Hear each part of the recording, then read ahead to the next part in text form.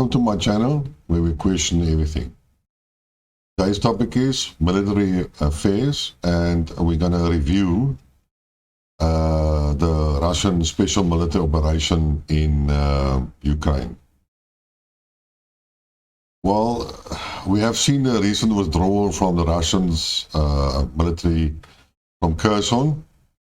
And if you have watched my previous videos about this whole withdrawal, I consider that as a major defeat for the Russians. It has, in my opinion, no strategic, operational or tactical value. In fact, it's quite the opposite. Basically, my argument is that this is now Russian territory, and by Russian law, they have to recapture this territory, which means they have to cross the river again. Then they have to establish a beachhead on the western side of the river. Then they have to supply these beachheads. They have to move troops over the river. And then they have to attack the Ukrainian forces and then drive them back and establish a huge buffer zone. Well, they have to conquer the whole of the Kherson Oblast, or the original Kherson Oblast. They also have to recover and occupy Kherson city, which means an urban fighting, which is usually accompanied by fairly high losses in manpower and the subsequent destruction of the buildings in the city. Now, in my opinion, this was all unnecessary, and it was, in my opinion, a very, very bad decision. So the Kurds, they might have saved some manpower now, but instead of going on the offensive, they decided rather to retreat. The Russians have said that they have put about 45,000 men of their previous mobilization effort. And if I had to do that, then I would have appointed them to the Kherson area. And then I would have started the offense. Now, anybody of you can actually go and Google. There's a website called AccuWeather. Most of our cell phones have it on the operating system as standard installations. And you can view the weather in Kherson and Kharkiv and whatever city you want. It's not always that accurately, but it gives you a type of idea. And you could have seen that the temperature has been dropping consistently. It's either 0 during the day or during the night, going up to maybe 1 degree. There was even once where it went down to -4. So winter is here, and the ground will ice in any case. So maybe just waiting a little more, like a week or so on, would have been a good idea. Now, withdrawing the civilian people out of Kherson, that was a good idea. But withdrawing the military, no, I'm sorry. I would have rather carpet bombed the Ukrainian positions in order to force them to pull back, and then would have advanced. And well, I know the Russians don't want to do it, but in this case, it would have been an exception to the rule, and they would have achieved a lot more. Then I also noticed that finally, after how many months? 9 months, they finally driven the Ukrainian forces out of a small town near Donetsk, from which most of the artillery bombardment of Donetsk city was initiated or performed or done or fired. Yeah, fired, maybe a better word. It's one of the things I never understood. Why? Why did they take 9 months to eliminate those forces? It would have been my first priority. Protect the civilians, protect the cities, and go gun them. So I decided to go and have a relook at the whole special military operation. And basically there were some maps that were prepared or kept in updated. I'm not sure if they were always updated on a daily basis. Maybe they skip one or two and then they next day or the second day they update it with old data or whatever, but it gives you a good idea on how the whole special military operation evolved, if you want to call it like that. Now, also, I would like to state categorically that my initial assessment or my initial evaluation of the whole operation was that the Donbass regions, Lugansk and Donetsk Oblast, were being threatened by a possible or a high, no. There was an attack coming. They were already being shelled from the 16th of February, where it increased the daily artillery shells falling on the nest. And it was clear, basically, that the Ukrainians were preparing to attack the Donbass two blocks. And then the Donbass two separate oblasts then decided to declare themselves republics.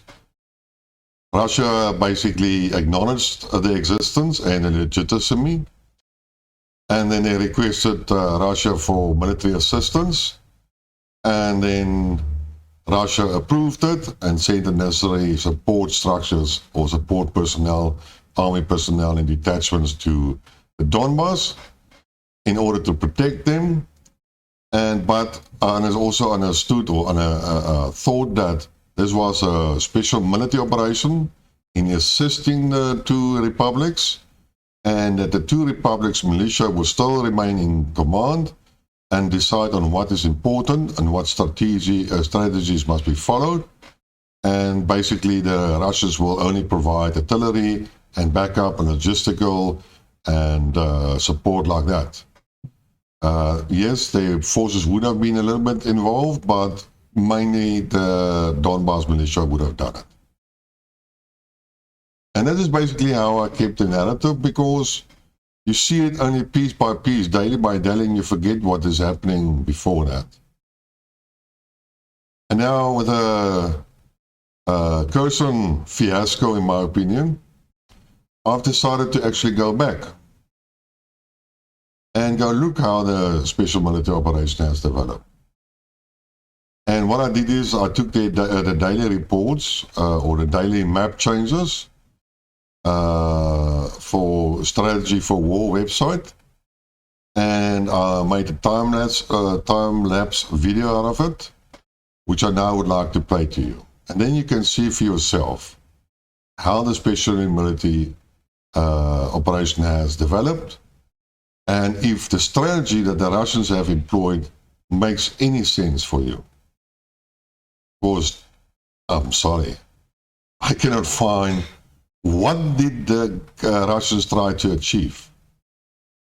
There were obvious priorities, but the Russian military didn't follow that.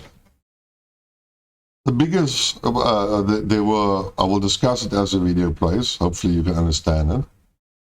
But the two main priorities was occupy Kherson Oblast in order to provide the water supply to Crimea, and liberate Donetsk city from the daily bombardments. Those would have been the main subjects I would have envisaged or planned. And then don't forget Mariupol. Mariupol was basically inside the Donetsk Oblast, and it was part of the nation that has to be liberated. Well, at least that's the one thing the Russians got right. They focused on Mariupol. And then the second strategy would have been to create a land bridge between Crimea and then Kherson and then the Oblast. That was a good idea. But the rest, I'm sorry. So let's have a look at the maps.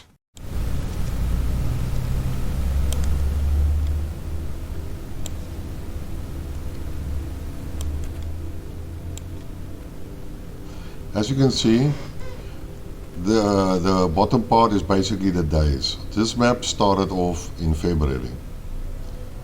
And as you can see, the Russians did attack with Russian soldiers from Crimea into Kherson area and Zaporizhzhia, and basically established the land bridge. Then they also attacked from the north towards Kiev, and they also attacked out of Russia the Kharkiv area and the Kharkiv city. Now again, why did they do that? Why did they?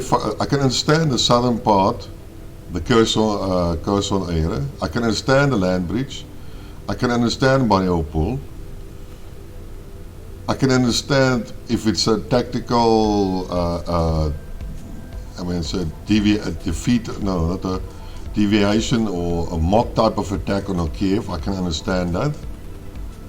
But then on the same time, why attack Kharkiv? Because as you can see later, Kharkiv was basically abandoned when Ukrainians started with their counter-offensive in Izium and Liman. And you can see it there in our map now. But there was no actions around Donetsk, trying to liberate Donetsk from the daily shelling. There was no advancement further into Kherson to protect the sensitive city and build up a buffer zone in order to take out the artillery, the enemy's artillery, so they can't bombard the crossing, the river crossings and the breaches. But there was no action being done, no priority, no nothing. And again, I thought initially that the militias were involved, but they were not. The Russian troops itself conquered certain areas in Ukraine, like I have stated before. So why? I cannot answer. And then things changed. Russian troops out of Kiev withdrew. But maybe somebody that speaks Russian can tell me where those troops went. Because they retreated across the Russian border again. Did they now maneuver via Russia to the south and then join the forces in the Donbass and the Kherson area? Because initially we have heard that the Russian defense said that they have mobilized together with the militia of the Donbass about 200 to 250,000 men, and Ukraine had more or less the same amount of forces on the contact line. So it was a balanced type of matchup. But then if there were 50 or 70,000 troops or whatever doing a mock attack on Kiev and they withdraw, what happened to those troops? Because later on the excuse was given that the Ukrainian so-called counter-offense on the Kharkiv region, Izium and Liman, was because those areas were undermanned and underprotected and the Russian forces were fairly well dispersed in that area. Well, that is the excuse that was given to us. But in the same sense, they said they withdrew forces, the Russians withdrew forces in order to defend the southern lines, the Kherson area. And then did they bring the forces to Kherson? Because apparently what we now understand with the withdrawal of Kherson, there were about 40,000 men. So where are the rest of the troops? In the north? No. Well, yes, maybe now, because they have set up defensive lines on the near Liman and near the border of the Lugansk Republic, as it's called now, and and also around Donetsk there are significant fighting on, but we will get to that. So yeah,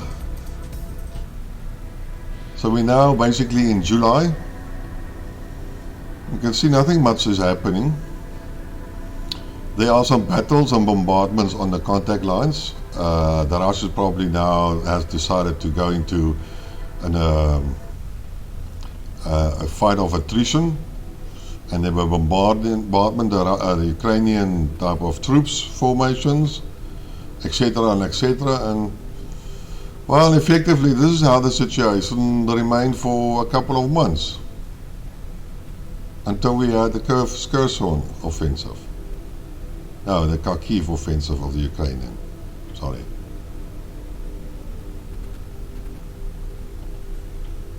I'm not sure what was the purpose. Why was it important to firstly reconquer or liberate the whole of Lugansk? Makes no sense for me. There were no big attacks.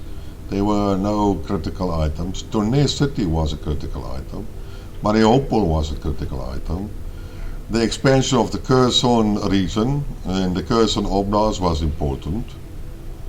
Zaporizhzhia nuclear power plant, the reservoir, water reservoir, protecting that was a priority, or should have been seen by priority.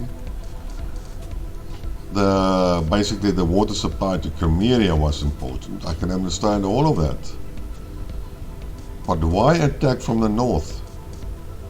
And what happened to all the troops there? And then during all these months we heard that the Ukrainians were constantly firing over the border and then bombing certain in the, what was a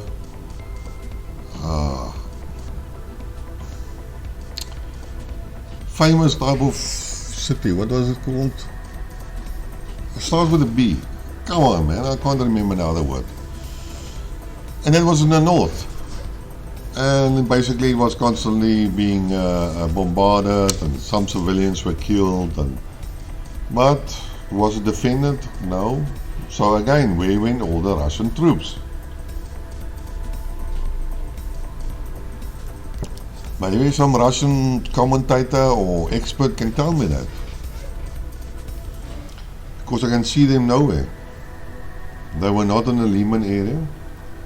They were not in the Donetsk area where Bakhmut and all those other guys, where we constantly talk about the Wagner group, who's basically fighting the fight alone against Bakhmut with maybe one division of the Russians. And then we have the majority in the Kherson area, and they're boof, they got afraid, and then they are withdrawn.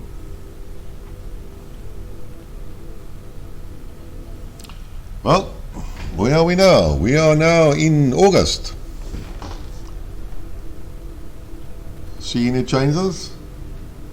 The blue parts are basically areas liberated by the Ukrainian forces. That's basically what it shows you. And it's going to get a whole lot worse.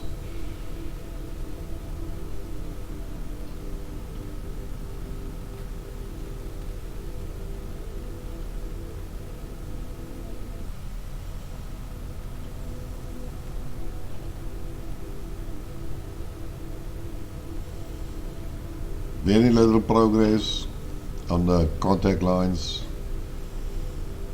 Here's the daily reports of the Russian Ministry of Defense Ministry. Said so many people, Ukrainian soldiers killed, so many weapons destroyed. But we will come to that. I will address it later on. Again, if you talk about, I think, how many mobilizations did Ukraine have? 7, 8? So what it means actually is that their 200,000 men have now grown to 700,000 men. And no, against total popular belief, is that if you count the numbers of people that die of the Ukrainian soldiers or get wounded or so, 700,000 men hasn't been eliminated. Maybe 1,000, 100,000, maybe 200,000 if you include the wounded. So there's still another 500 left. And if you think about how the Russians have mobilized, they had, supposed to have had 200, 250,000 men, including the militia, and they mobilized 300, so now they're 500, which is more or less the same as what the Ukrainians have. And well, they evenly matched again. My argument was always that this whole mobilization was far too late, should have happened a lot earlier, But then one can always understand that nothing is as easy and as straightforward as one would think.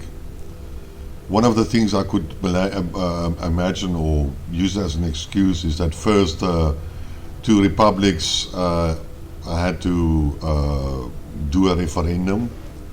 Then there was the legal decision on Kherson, Oblast and Zaporizhzhia, which had to be sorted out. Then they should have been asked whether a referendum could have been held and so on. And only after referendums were held, and after only these they became independent, and only after that the Russians could basically incorporate into the Russian Federation, and only after that the Russians could have mobilized the troop, and only after that they could have appointed a single commander, and only after that they could have made changes to the battlefield. So maybe that is what happened, I don't know. But nothing is always like tomorrow, everything takes time. And if you listen to Andrei Martinov, then he always talks about logistics, which is totally true. Logistics are 80% of the whole thing, probably. No logistics, no war. No victories. And then again, so we're now here in October. And as you can see, the battle is the Russian occupied areas have significantly been reduced, and the Ukrainians had their offensive and they were quite successful. And well, unfortunately the map stops on the end of October, so we can't really see the latest development of the Ukrainian withdrawal from Kherson area, but I do have a follow-up map which we can look at. Let's just wait until the end of October is being reached.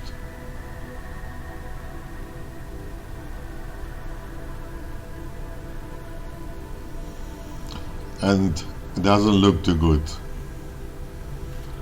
If you look at what the initial situation was at the end of February, beginning of March, and what is now end of October, you cannot consider this as a very good picture. In spite of what everybody tries to tell you, you got to acknowledge the facts. You cannot try to talk the stuff away. This has implications. The withdrawal out of Kherson has implications. The only thing I can see now, or if I was the general, then now the Russians blew up all the bridges over the Dnieper. That means they cannot use them themselves in the future.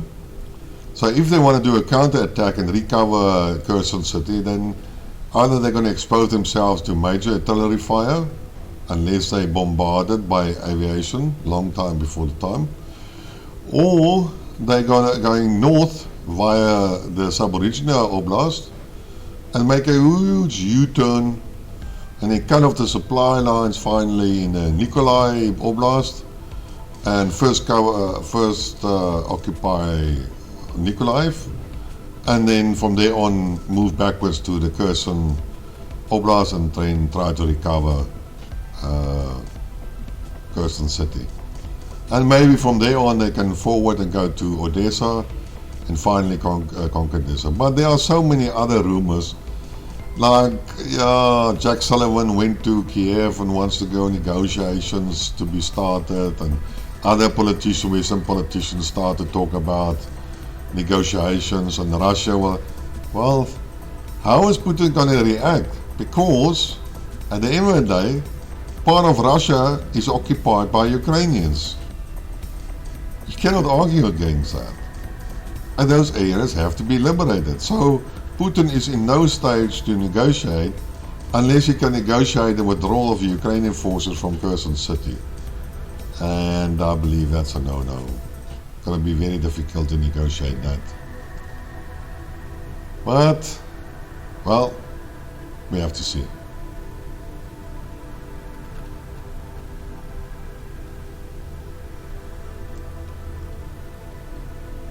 Well, we're nearing now the end, basically.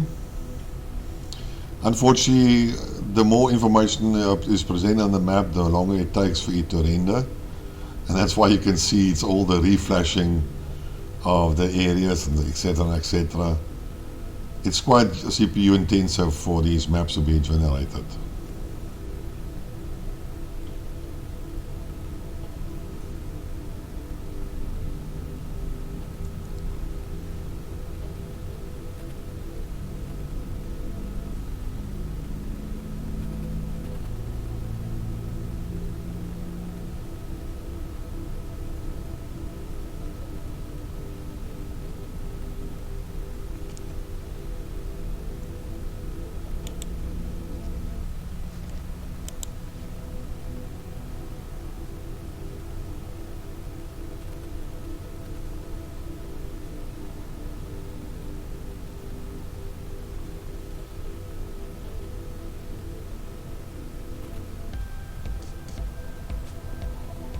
Well, that's the end of October.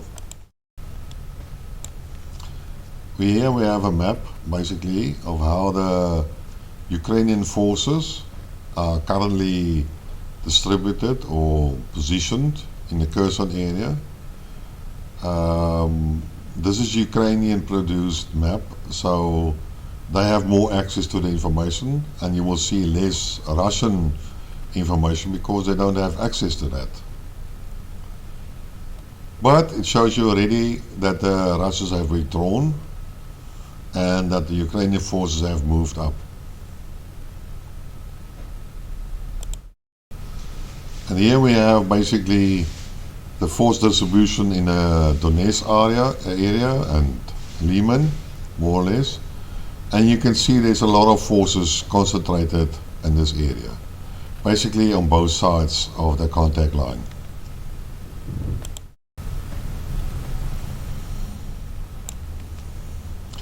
And there we have the northern part in the Lugansk area. Yes, there are some concentration of troops, but that is what's actually shown. You can see it's around the Lyman area, and basically a few forces to the north, to the northern end or the northern contact line of the Lugansk province.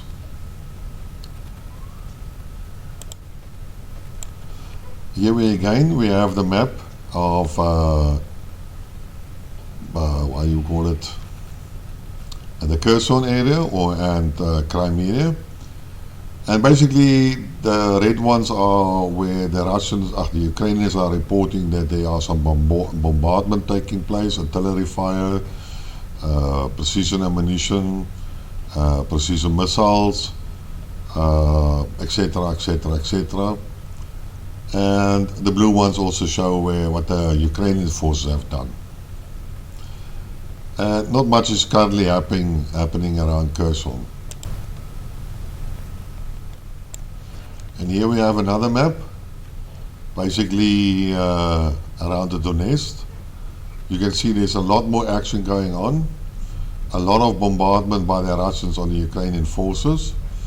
And if you kept in mind where the Ukrainian forces are presently located, they are in that area mainly stationed. And here we have a map of the northern part. Again, the bottom part is what was sort of overlapping with the previous map, and then we have some actions on the northern part of the Lugansk Republic's contact line. And then you see even some bombardments from the Russian side, from the Russian territory into the Kherson Oblast near Kherson city. Again, don't know why. If there's bombardment, then I would assume that the Russian troops that were in that area, they have withdrawn over the Russian border, and they were still stationed in Russia itself and hasn't joined the fight on the. And as I've said before, this is a sort of a list of a comparison between the weapons that the Ukrainians had and the Russians had, and it was compiled by Al Jazeera. And was fairly recently done, I think early last year or late last year. And you can see that the active personnel of Ukraine is about 200,000, which is more or less what the Russians have said. They had a reserve personnel of more than 900,000, which is also all believable. They had artillery pieces, about 2,000. They had armored vehicles, about 12,000. They had tanks, about 2,600. They had, just remember the last two, 34 attack helicopters and 98 fighter attack aircraft. Just remember that too, because you can't remember everything, but remember the last two. And here we have sort of a summary, not a summary, my summary, which only took out the last paragraph. That's the Russian military defense daily report. And according to those statistics that is presented every day, and just remember it was today's or yesterday's briefing, the Russians have destroyed more than 333 aircrafts, fighter aircrafts, no? From Ukrainian. Did you remember there were only 98 available at the start of the SMO? But, well, like I said in many of my previous videos, Russia is destroying another aircraft every second day. Su-24, Su-25, MiG-29. Well, they just keep on coming. And they even say that there's 176 helicopters having been down, but how many was it? 34, if I remember correctly. Yeah, 34. In any case, so we talk about 388 air defense systems, 6,593 tanks and APCs, and still the Ukrainians are coming, and still every day the Russians are destroying tanks and armored vehicles and etc. And every day it just keeps on going and so on. And everybody else says the Ukrainians are running out of armament. They have been nearly destroyed, but every single day the Russian Defense Ministry daily report says they destroyed another 5 tanks, they destroyed another 6 tanks here, etc., etc., etc., etc. Well,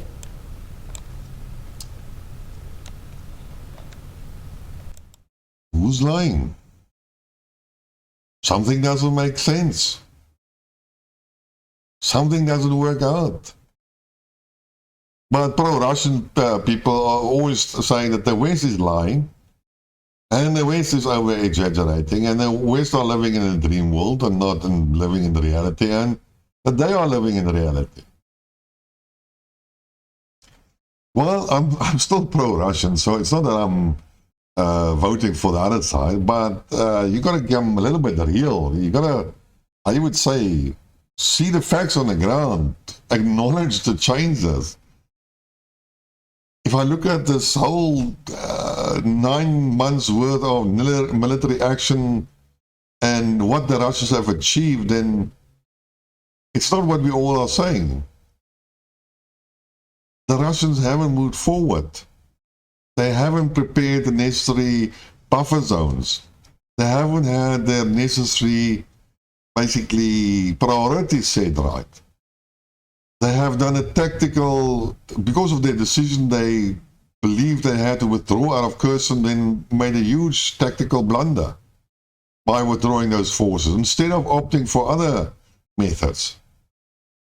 Like I said, do a carpet bombing on the forces in front of that line and try to extend that buffer zone. Maybe threaten Kiev that if they break the dam, the reservoir, then that's the end of Kiev. Carpet bomb them. Done. Gone. Consequences too high. There were alternatives available. But like I said, me and my friend have talked many times about that. He always stated, and at that time I believed him, that the Russians understand what war is, and that territory is paid in blood, and that they were willing to pay the blood. But currently, it doesn't look like that. The only people I see that are prepared to pay in blood are the Ukrainian forces. And no, they haven't lost all their best troops, and what is remaining is their ragtag. Because we have had prisoners of the ragtag army, the old men, the greybeards, the people who are not supposed to be fighting. Those people were captured, which means that the real troops of state may be held in the reserve.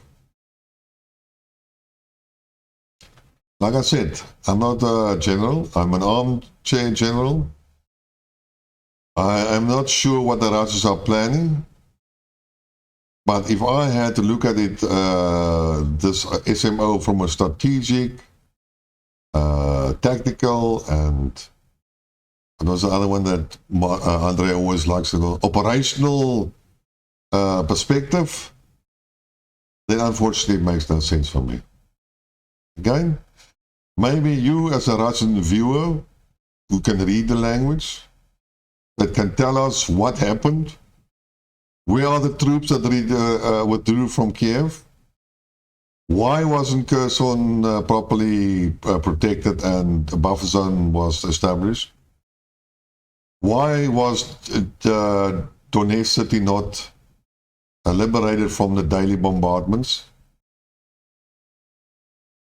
Why was it focus on Kharkiv and then withdraw and allow the Ukrainians to proceed in their counteroffensive and liberate by effectively Kharkiv? Why are there still Russians firing on Ukrainian forces across the border on the north of Kharkiv, if you have abandoned Kharkiv? I don't know. Maybe you, as a viewer, can tell us. But whatever we say and whatever we had been saying, that has to change. It is not valid anymore. It is not how this whole special military operation is happening.